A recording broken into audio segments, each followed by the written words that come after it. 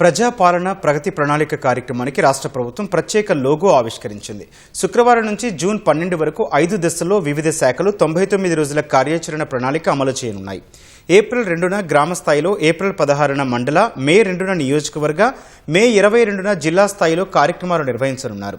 June 2న రాష్ట్ర ఆవిర్భావ వేడుకలు ఘనంగా జరపాలని నిర్ణయించారు. ప్రజాపాలన ప్రగతి ప్రణాళికలో శాఖల వారీగా వివిధ థీమ్తో 99 రోజులు కార్యక్రమాలు జరగనున్నాయి. గ్రామ స్థాయి నుంచి రాష్ట్ర స్థాయి వరకు పరిసరాల పరిశుభ్రత, ప్రభుత్వ ఆఫీసుల్లో పెండింగ్ ఫైళ్ల క్లియరెన్స్ చేయనున్నారు.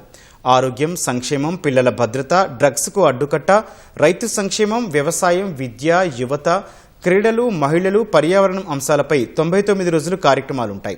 శుక్రవారం అన్ని ఉమ్మడి జిల్లాల్లో మంత్రుల ఆధ్వర్యంలో సన్నాహక సమావేశాలు నిర్వహిస్తారు.